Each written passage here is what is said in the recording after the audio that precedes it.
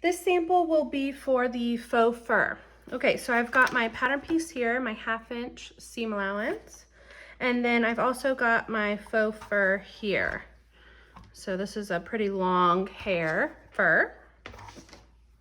I'm going to lay this face down on the fabric. So there's a special way, or sorry, on the table. There's a special way we have to cut this so that we're not cutting into the hair of our fur. And so that in the end, our seam will be practically invisible. Okay, so I'm going to lay this down. This is my selvage right here. And I'm going to put my first pattern piece down, make sure my grain line is parallel to my selvage. And then for this one, I like to just trace it off with chalk. You can hold it down temporarily with pins. Mine's pretty plush, and so when I push down on it, it's bending. So I'm gonna go ahead and just put some pins in it temporarily, long enough for me to trace it off.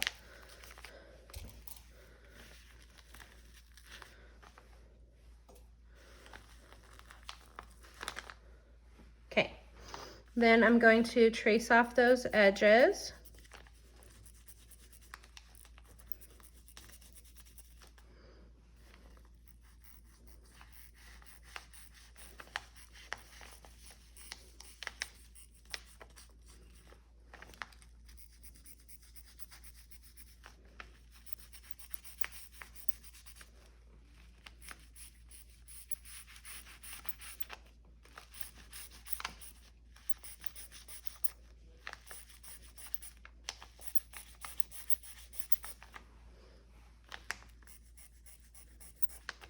Okay, now I can take it off and I'm ready to cut.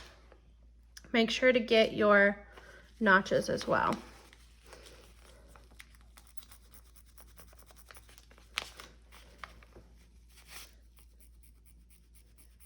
Okay, so when we cut this, and I'll need 2, so I'll flip this and do it again for the other one, but we'll go ahead and move on to cutting for now.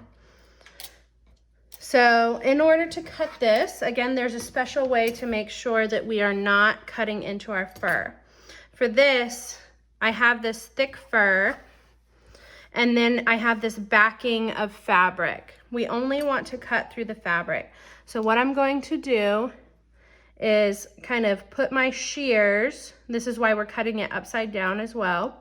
So I'm going to put my shears in between those hairs and kind of split the hairs with my shears so that I'm only cutting the backing and not the fur. Okay, I'm gonna zoom in and show you that closer.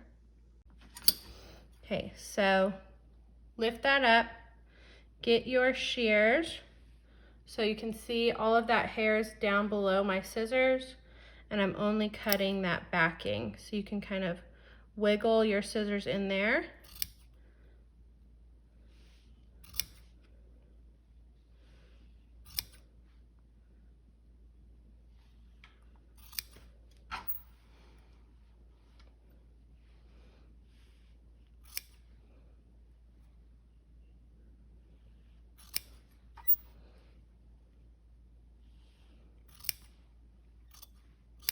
Okay, so continue to do that for all sides.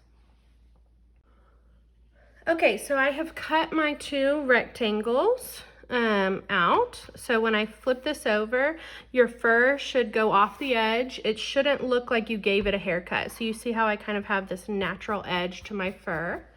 If I had cut through my fur, so I'll use this little example piece. If I had cut through my fur instead of cutting this upside down and only cutting the backing, it would look like this, where I just gave my fur a haircut. So we do not want to see this straight edge. We want to see the natural edge of the fur. Okay? Okay, the next thing we're going to do is trim our seam allowances. So these are my 2 pieces of fur. My 2 seam allowances are right here on the inside. I've put my little notches in there for you. And we're going to trim that 1/2 inch seam allowance. All the fur is going to come off that area. and that is to reduce bulk in our seam allowances. If we didn't trim it out, then what would end up happening is we would just have these really bulky seam allowances because of all of this fur. So the first thing I need to do is mark that 1/2 inch seam allowance with my ruler. So from notch to notch, go ahead and mark that 1/2 inch.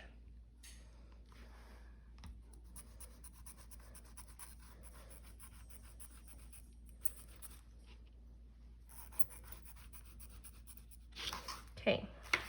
Then on the right side of our fabric, we're going to brush all of our fur away from our seam allowance edge. So I'm brushing it all. This is my seam allowance edge, brushing it all away right now.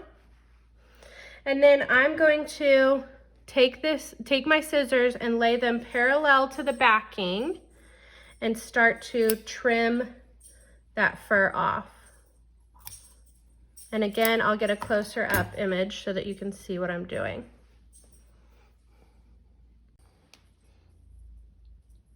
Okay, so again, you see my fur is being brushed away from the area I'm trimming. That's so that I don't trim any of the hair that's over here past the 1/2 inch. But I'm just laying my scissors parallel to the backing and trimming a little bit at a time. You don't want to take large cuts because you can always cut more fur off, but you cannot put it back once you've taken it off. So very slowly, we are going to trim this off until we have 1/2 inch of empty area here on the side seam for us to stitch. So do that on both of your pieces in your seam allowance area.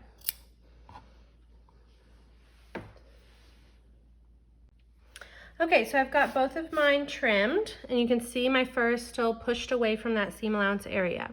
With that fur pushed away, we're going to lay these right sides together. And we're going to pin that seam allowance area.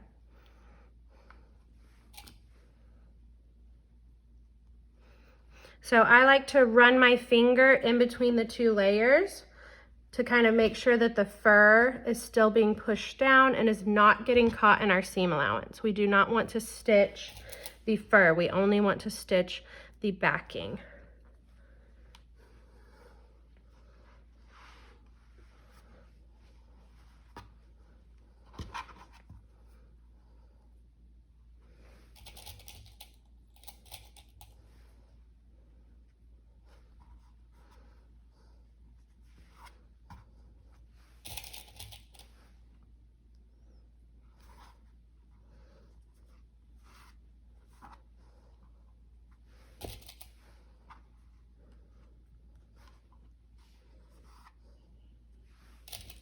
Okay, now we are ready to head back over to our sewing machine.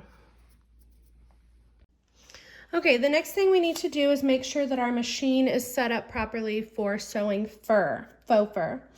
Of course, things are different for real fur, so make sure that you're using faux fur. Okay, so pre-shrink your fabric. If we were going to pre-shrink this for a garment, we would need to machine wash it on cold. And then you can shake the fur so that all of the fur is laying in the same direction again, and then air dry it. And then once you get to your machine, you're going to use thread that is cotton or polyester. So the machine thread that we bought for our notebook will work on this one. Our needle size is an 80-12, so we will use that needle. I've already got that preset up. Our stitch length will be up to a 3, so I'm going to make sure that mine's at a 3.0. And then for your foot, you can use a standard foot or a Teflon foot.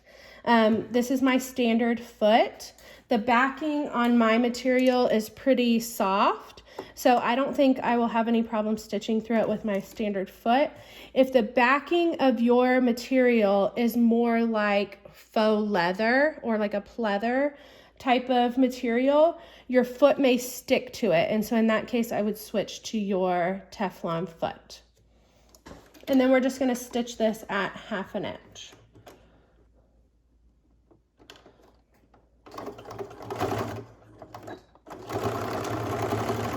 get started with your back stitch. Make sure the raw edges of your fabric are staying even as you go. There we go.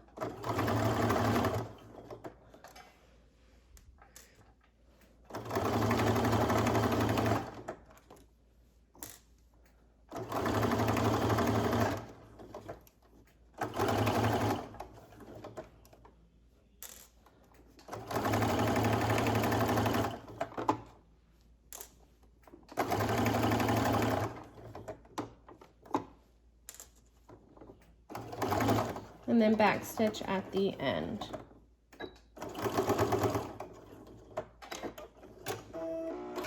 Okay, now we're ready to go over to our ironing board. Okay, back at our ironing board, the last thing we need to do is press this. So I'm going to lay it face down, and on the back we're going to bust open our seam. You absolutely need to use a press cloth, because if you don't, you will melt. All of that fur, that faux fur, is made from a man-made fiber. It is not real hair. So it will just melt and turn into like a plastic goo. So make sure that you use your press cloth so you're protecting your fabric. If this was real hair from an animal, it would burn just like our hair burns. So again, you would need to use a press cloth in that situation as well. But we'll go ahead and bust that open. Make sure that your iron is set to polyester so that it's not too hot and it won't melt your fibers. So go ahead and press that to bust it open.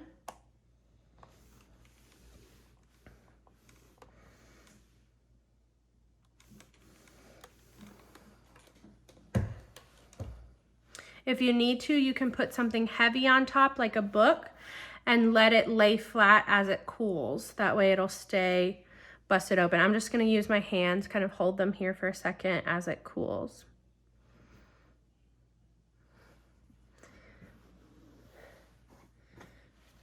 Okay, so that's busted open.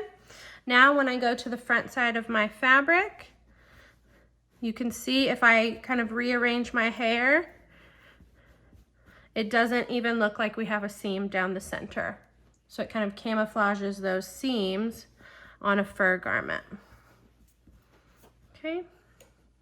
And if your fur should all be facing the same way, if that is not true for your sample, if you've got some fur going down and some going up, then we cut one of our pieces wrong. So you'll need to seam rip that and recut one piece so that both sides are going down. And this one, most backings on on fur are either knit or a pleather situation, so they do not ravel on the edge of your fabric, so we don't need to finish it. We can just leave it a cut edge. And that is the end of the faux fur sample.